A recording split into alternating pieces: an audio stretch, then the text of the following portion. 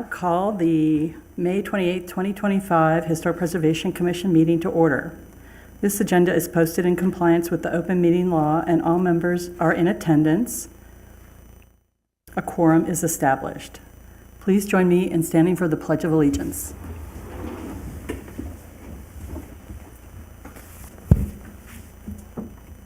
Pledge allegiance to the flag of the United States of America and to the republic for which it stands, one nation, under God, indivisible, with liberty and justice for all.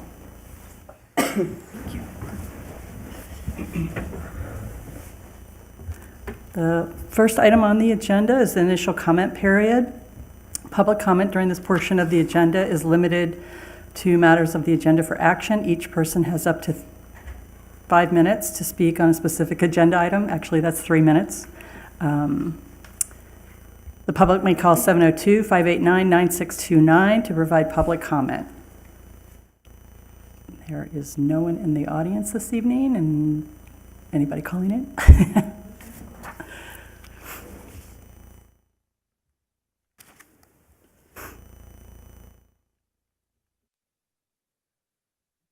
There's 5 minutes on the clock. It's 5:01. Oh, that's the time. Okay. It was a hot scooter right over there.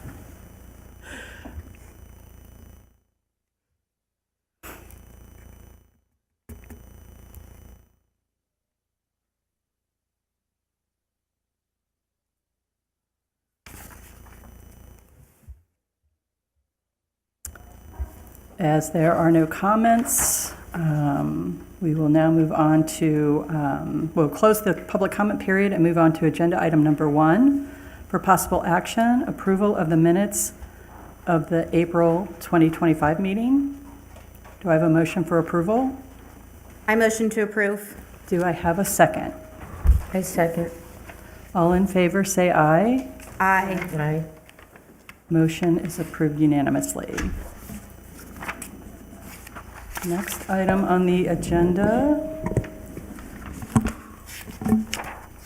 is a discussion and recap of the 2025 Historic Preservation Day. Any comments from And the- so, Chairman Davenport, this is the opportunity for the commission to kind of recap what occurred on May 10th. It's an opportunity to discuss the things that worked out well as a primer for planning for next year's event. I thought it went great. I thought it went great too. I only think that maybe we should get information out to the public a lot sooner than we did so that we can really promote it and highlight it so that more people will know about it. I think that we were a little late on doing that. Was it the details of the event, you know, where and when and time was kind of at the last minute because they did send kind of a heads up or save the date? Yeah. Was that not enough? Quite a bit ahead of time we did. Yeah. I just kind of think there wasn't enough information on social media for a longer period of time. It was a little too short a period of time. If we start promoting it sooner so that we could push it on social media, because that's where most of the people learn about half the things that happen in town. They don't always go onto the website and see what's going on, but they will if you push it, and they have like event dates and stuff like that on social media, and people seem to respond to that well, and I don't think we had time to do any of that. Well, it was on social media almost a month in advance, and it got reshared by groups like Boulder City Social. I know I shared it on the museum's page as well as the day ahead of the event again. So it was up there quite a while in advance and reposted by multiple groups. Oh, okay. Yeah, we had our And the mailer, communication. too. Yeah, we had our communication manager repeating the information in several mediums, including in print and as well as social media. Oh, okay. If you put it too far out there, people forget about it. Yeah. Okay. Best There's that sweet practice spot. is like 2 weeks is ideal. You want to get like a teaser out at least a month in advance. But you don't want to go too far out because people go, it's down the road. I don't need to think about it right now. Okay. How did the kids like the I would have activities? liked to have had more kids there. We were under the assumption that the top 40 were going to come, and from the top 40, they were going to wait to see who the first, second, and third place were. But I guess they had already told the first, second, third place winners, so they showed up already knowing that they had won. So I think that took away from a lot of the kids that we had anticipated being there. But the ones that were there, I think it was fun. We got to make paper with Mayor Hardy, and we had lots of, the people that did participate had fun. Do you think we should do the banner project again? Was it so successful that it's something that we could continue and? I think so. I absolutely do. The kids enjoyed it. The families did. The banners are absolutely gorgeous.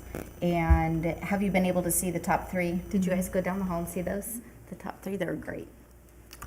I also think that it worked well with the school's curriculum, where they teach them about history of, some of it was part of the city, which that tied into their curriculum, as well as learning the national anthem and learning the Pledge of Allegiance. And then they also had to learn about, I believe they had to learn some of the Constitution.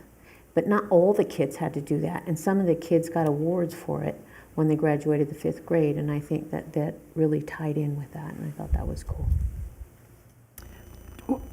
Were the top 3 banners, were they posted on our website, on the city's website?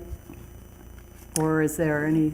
Not the top 3 banners, but, the activities were promoted on the website. Do you think that we should be putting that kind of thing online as far as the winners or all 40 or representative sample, or so people understand this is what was part of our activities, and, people get excited maybe for next year? Yeah, I do know that there was information out there regarding the banners being posted throughout the downtown area so that folks could check those out. But I don't recall seeing a picture of them online, like a nice graphic of this is, the top 3 or a representative. artwork. Yeah. Maybe the chamber did. I haven't seen Yeah, I anything did across not. I thought I my. saw it somewhere, but maybe it was just the activity in general.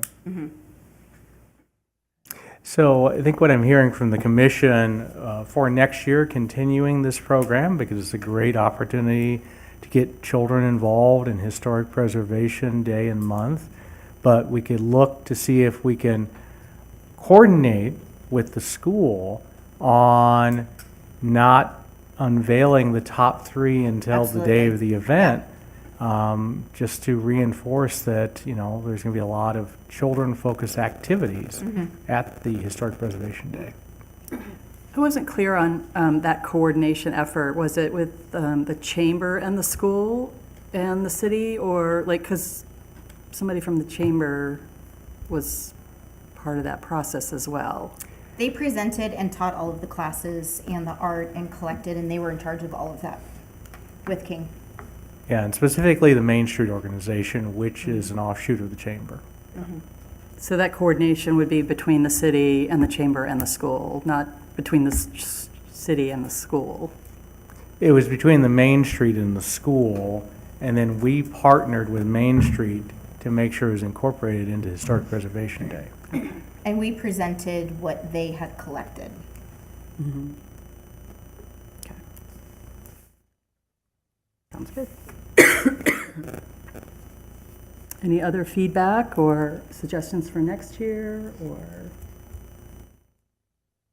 Is there some, I guess I was wondering if there's a theme next year that, we don't have to come up with it tonight, but, something to think about. The tile demonstration went real well. We had a lot of participants.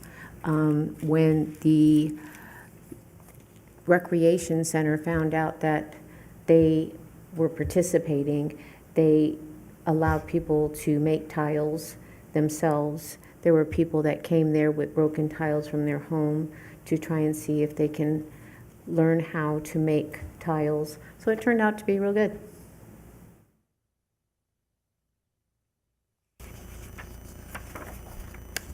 Any feedback on the award? I thought that went well as far as the choosing of that and the representation when they showed up to accept it. There was a It great really turnout for nice. Yeah, so, and I appreciate the mayor being there to make that presentation as well, Absolutely. so. All right, anything else on that? All right, we'll get started on planning next year. I have one more thing I would say. It was completely accidental, but it was perfect. The church opened up their doors for that hour between, and that was nice how that happened, because people can go from, from each event, and everything kind of flowed because of there was no break. And when I went over to the church, there were people that went over and looked at the church, so I thought that was cool. If we can maybe incorporate that in where the winner is willing to do an open house or something. That's a great idea.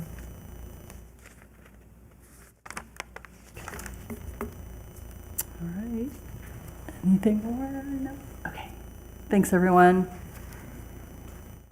Moving on to agenda item number 3, update on implementation of the commission's goals and priorities.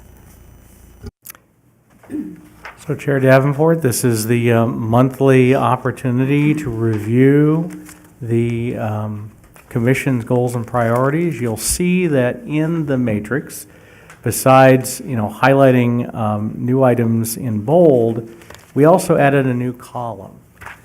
This is to indicate the status of that goal, to help it to make it easier to understand which goals have been completed and which goals the commission and the city are still working on. And with that, I can answer any questions. When do these get updated? Or when would you suggest that these get updated as far as new goals? So typically, just like with strategic plans, we work on implementation of the goals that have been set by the commission and the city council. Once completed, then that's an opportunity to go back out to the community to conduct another study that would set new goals for the next time frame. Would that be based on also the last date here is December 31st, 2026. So are we to assume that sometime in the end of 2026, we would start planning for new goals to start in 2027? Even if there's nothing complete, maybe if there's some goals that weren't completed? Well, and that can be certainly a discussion with the commission at that time. If you feel like the goals that were set within this plan can't be implemented or should be reconsidered, then at that time we can evaluate starting a new historic preservation plan process. Do we actually need a new plan or just continue to use the existing plan but have new goals? Typically, the goals are set by the engagement with the community regarding what are the priorities for the next roughly 5 years. So to kind of set goals in the vacuum, that would be the challenge. As you recall, with this effort, we had contracted with the Nevada Preservation Foundation. They are the ones that facilitated the development of the plan. They did several public engagement opportunities, got feedback from stakeholders, brought that before the commission. That's what helped to form the action items that are set in this goal, which was then presented to the council, and the plan and the goals were adopted by the city council. Okay, thank you. I would say if that's something you want to do, we should probably look at that as adding an action item in a future meeting. It's not on the agenda right now as an action item, so to comply with open meeting, we would need to do that. especially if you're thinking about having it reviewed by the end of the year. You're going to want to have those community surveys done and ready for review sooner rather than later. Yep.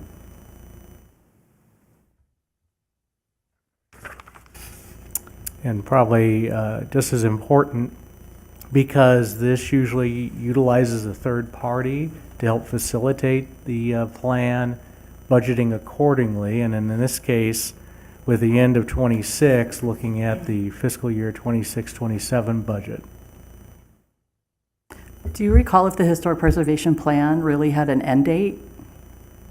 It set roughly a 5-year time period. Okay.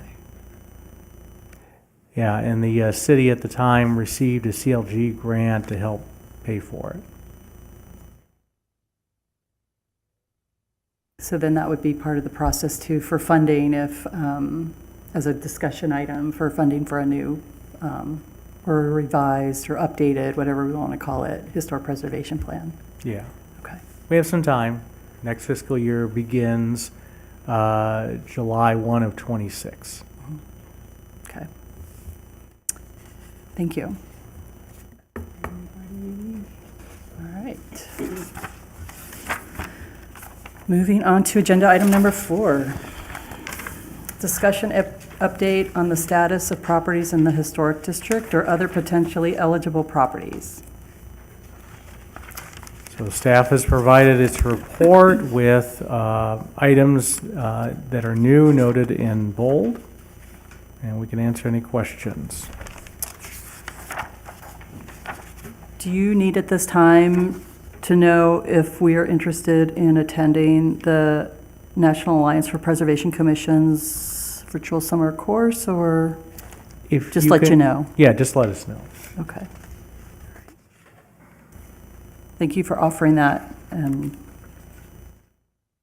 is, does it say in here, SHPO is offering reimbursement. That's great. Okay. I did have a question regarding a property that I would think would be on here, and that's 668 Avenue D, the demolition of that building, which is in the historic district. It's non-contributing. And just going by the Historic Preservation Code and the Certificate of Appropriateness matrix as far as who should review it and whether it's an administrative review or commission review. Right now, it's only partially demolished. I'm not sure if it's going to be completely demolished. But my question is, should that be on this list of something that's going on in the historic district? And where, if at all, are we involved in that? Yeah, I'll have to look into that. I'm not familiar with that address, so we will check to see what permits have been submitted for that. Yeah, we haven't received any permits at this time. They've reached out to us.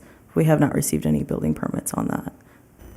So you don't need a building permit for a demolition? Oh, no, I'm not saying that. They would need that, but we haven't received anything from them. So I got some initial communication in regards, I believe that it caught on fire. Right. So I got some initial communication from them asking about the process and what route that they would have to take. They're looking at going through their insurance company. And so the architect kind of wanted to know if they could do stucco instead, since it is non-contributing. So I talked to Courtney. That was acceptable, but they have not submitted a certificate of appropriateness or anything at this time. So that's as far as the communication that we've had with them so far. But they are well aware of the process that they need to go through.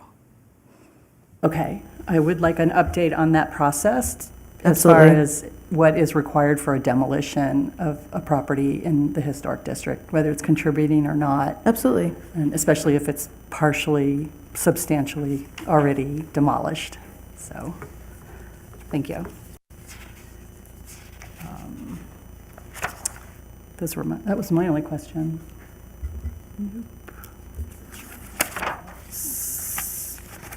Plugging away. All right. Final agenda item for possible action, commission discussion regarding potential agenda items for upcoming Historic Preservation Commission meetings. Anybody have anything they would like to add to the next or a future agenda item? We had talked about possibly getting logos and shirts for the different events at the commission day. It was hard to see who was on the board and who was helping and working, so it would be nice if we were identifiable. And I would say in the past, the commission did have name tags, but it'd be nice maybe to have something, I don't know, shirts, if that's Visible. what you were kind of Yeah. suggesting, but I think that can be incorporated when we start talking about Historic Preservation Day for 2026. Wouldn't need to be a separate agenda item. okay.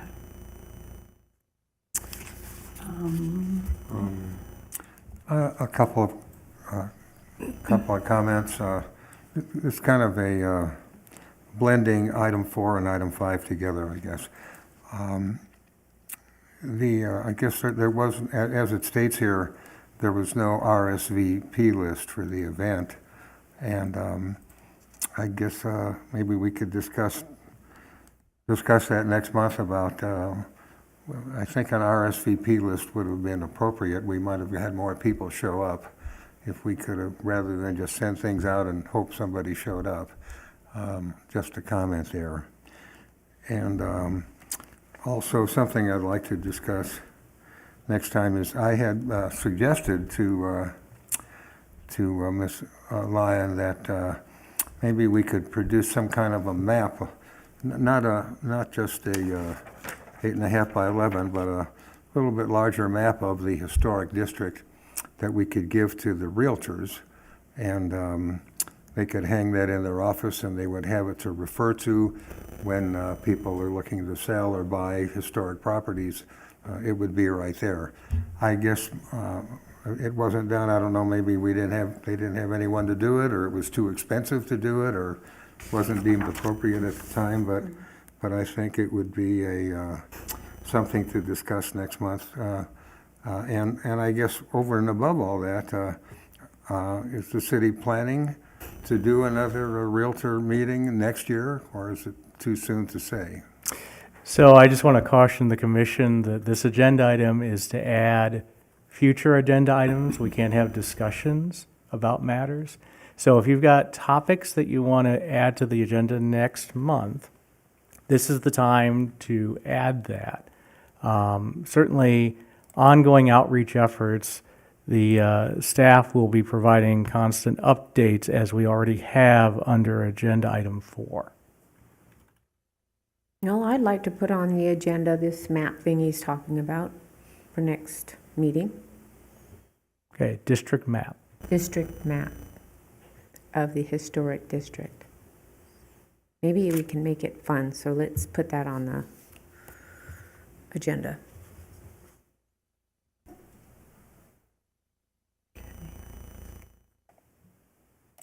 Else? I had one to add potentially to next month's discussion. As we all know, we are a World War II. We and Henderson are part of the World War II Heritage City program. And there is this darling little flagpole in Broadbent that was installed and dedicated July 4th, 1959, and it's dedicated to those lost in service during World War II and the Korean War. And it's behind the bust of Broadbent. So it's kind of hidden, and then there's lots of trees too. But it's in pretty good shape, but I wonder if we could bring more attention to it. And what would that look like? Does that attention mean we keep it? Do we move it? Does it need to be somehow preserved? Anyway, I would love your all's opinion on what to do about it, and we can talk about it next month. So. And it was the first time at its Once dedication. again, that's press 2 to be. In 1959, where the 49 flag was raised, and it was the first official flying of the 49 star flag in the state of Nevada. So it's kind of cool. That's interesting. Yeah, which only flew for a year. But anyway, anybody else have anything else to add to the agenda? All right, thanks. All right. All right, so now is the final public comment period for the evening. The public may call 702-589-9629. And we have folks in the audience. Woo-hoo. Hi, Bryn Delormier, Historic District resident, and I wanted to say this is my first time actually in town for Historic Preservation Day, and I actually really enjoyed it. I thought you all did a really good job with it. I especially like the tile demonstration, and I haven't gotten the call that mine are done and ready to be picked up yet, but what I actually did was make house numbers for my rental house, which is also in the Historic District. So looking forward to picking those up. So I'll send you all a picture when they're done and installed. So yeah, I just wanted to say good job on that. And I also wanted to comment on, Blair, what you mentioned, the 668 Avenue D. Ran into you that day. It was actually being taken down by hand. And that you're right, it was a fire that happened back in November. So I just wanted to make a comment or a suggestion about possibly active enforcement of, I don't know whether this would come from the Historic Preservation Commission or whether it comes from the Planning Department or the Building Department, I'm not sure, but that was a fire that happened in November. And I'm only aware of it because it was my one of my tenants' girlfriends that lived in one of the 4 apartments there. So she actually came to stay at my rental property for 3 months while they were sorting everything out, and she found alternative housing. So, you know, the city was aware of it from then. I actually contacted them to ask, you know, is she going to be able to reoccupy that property? And the answer was no, not anytime soon, if ever. So they were aware of it, and I actually, when I saw them tearing it down, I think this was last Friday, I walked by it and actually asked the workers, because they had some historic windows on it, and as some of you know, I've been looking for historic windows for a really long time now. I walked onto the job site and said, hey, are you keeping those? And they said no, and I said, well, can I come back in a few hours? And they actually, and they said, yeah, we'll put them off to the side. So they saved the wrong windows for me, and they actually threw away the windows that I was looking for. So I went back and I said no, but yeah, so you know, they did take down the original part of the house. It's the back part with the addition that's still standing. So it's just a little tiny part of the facade that I don't think is actually original, but if you go by now, it's Avenue D in New Mexico. I just went by there a few minutes ago, so I have pictures of the before and after from last Friday. If any of you are interested, I can send them over. But my suggestion was going to be if maybe some active enforcement could be done when, you know, either you're aware of there's a fire or when you're aware there's an incident, maybe somebody could go by and, you know, actively reach out to the owner and say, what are you going to be doing with it? And here are your options. Maybe that could help it from, you know, reaching this state that, you know, I watched last Friday. And 2 workers by hand in a matter of hours had the thing down. So that's my suggestion. So thank you. I appreciate it. Thanks for all you do.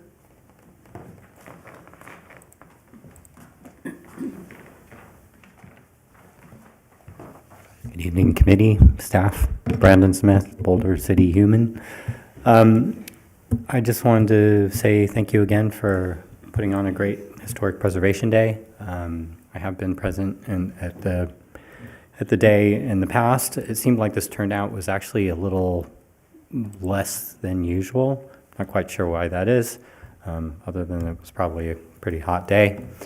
I might suggest that kind of try and engage the community a little more in regards to perhaps the flags that were done by the students. It would be a great opportunity to post them all online and do some sort of like, you know, America's Got Talent little feedback thing, and let the community get involved in choosing the top 3 and maybe a, you know, citizen favorite or something. Just give somebody else a little chance to, but otherwise just engage further the community in the process.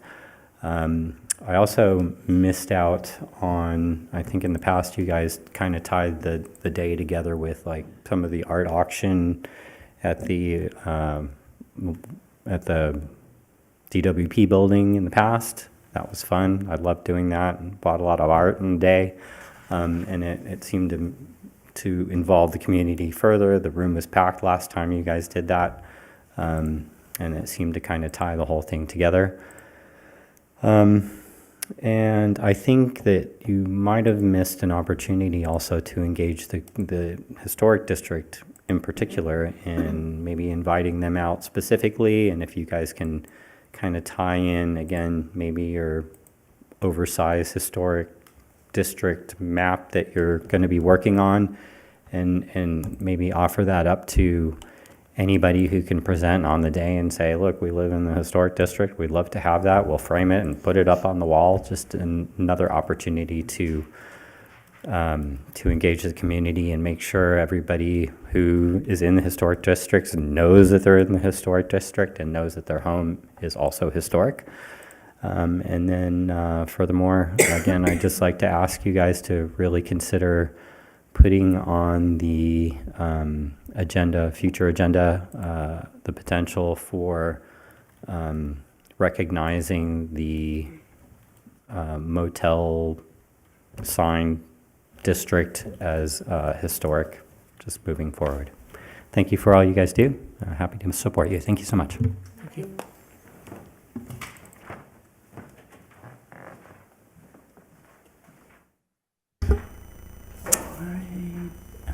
Nobody's calling in, I take it? Okay, great.